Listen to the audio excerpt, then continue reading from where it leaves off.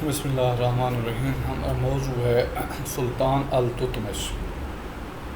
محمد غوری کے غلاموں میں ایبک کی وفات 1210 میں ہوئی تو سلطنت کئی حصوں میں بٹ گئی.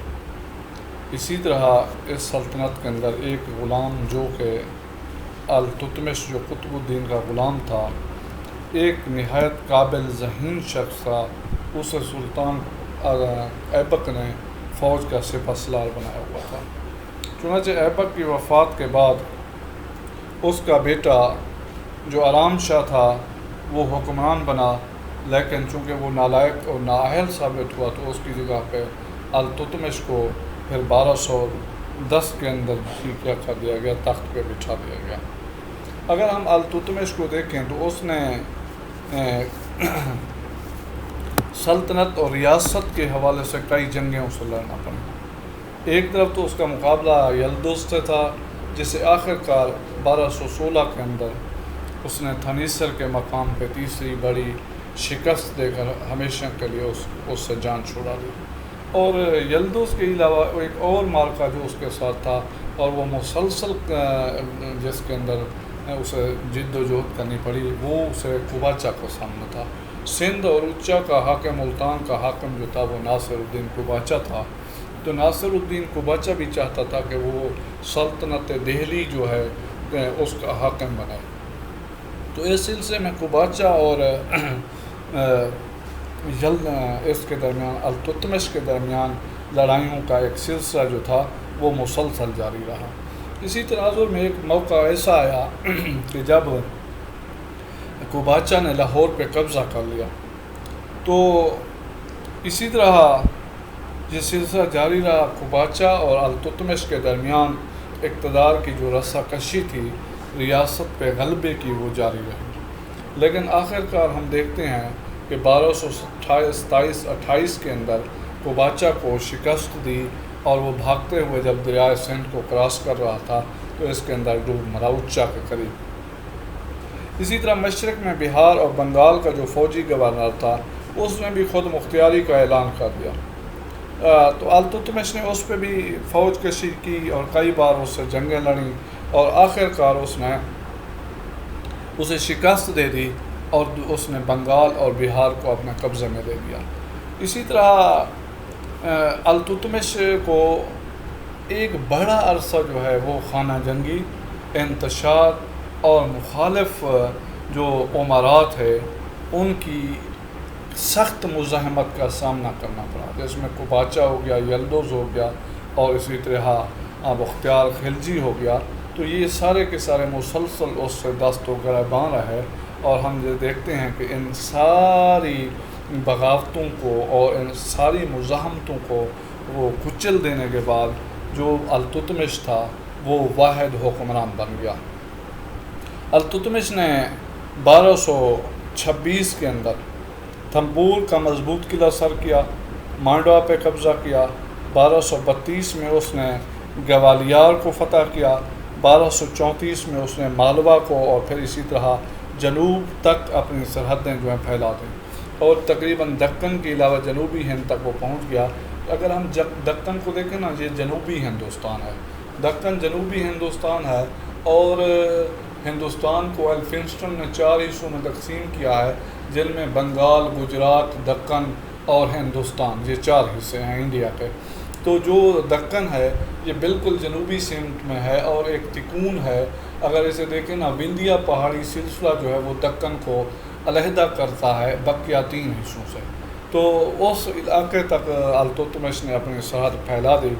اسی طرح ہم دیکھتے ہیں کہ التتمش کی یہ جو فتح تھی وہ اس کو جو ہے ایک بڑے بادشاہ اور حکمران کی حیثیت سے دنیا کے اندر اس نے مشہور کیا. تو اس کا نتیجہ یہ نکلا کہ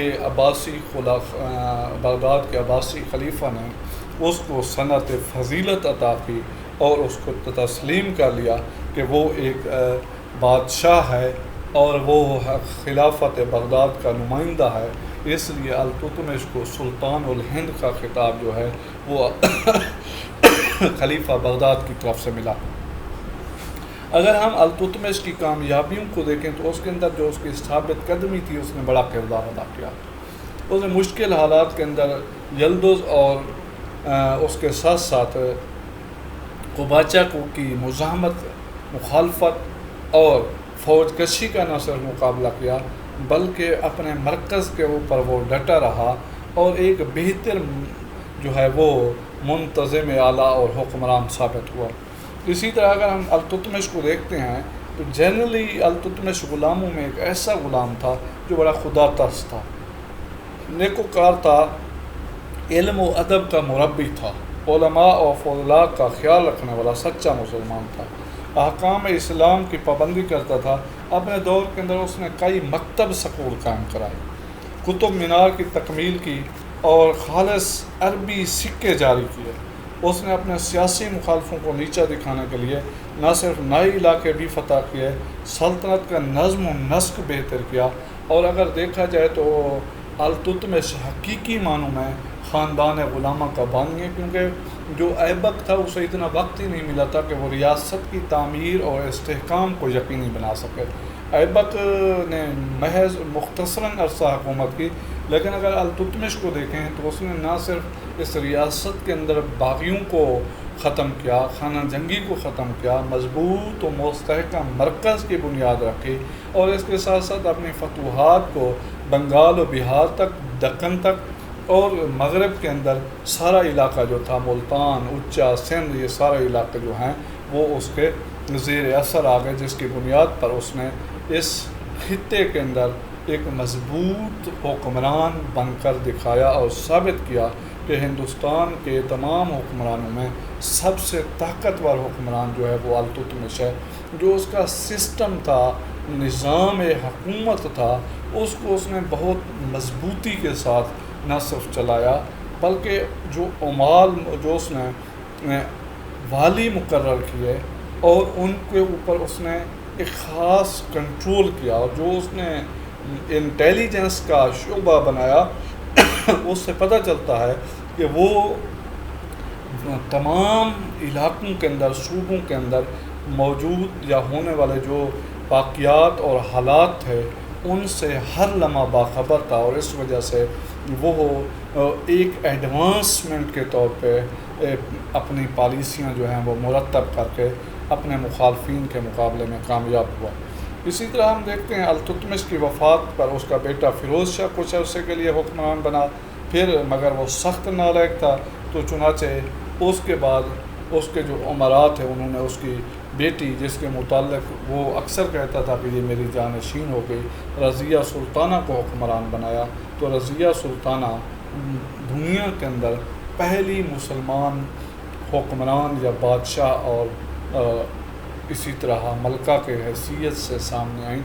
تو جو رضیہ سلطانہ کا پیریڈ ہے انشاءاللہ اس کو ہم نیکسٹ ڈسکس کریں گے، 4-5 سال کا اس کا پیریڈ ہے 1240 تک کا۔ تو اس میں رضیہ کو کن مسائل و مشکلات، کامیابیوں اور اس کے ساتھ ساتھ زوال کا سامنا کرنا پڑا، وہ ہم انشاءاللہ نیکسٹ لیکچر میں دیکھیں گے۔ اللہ حافظ۔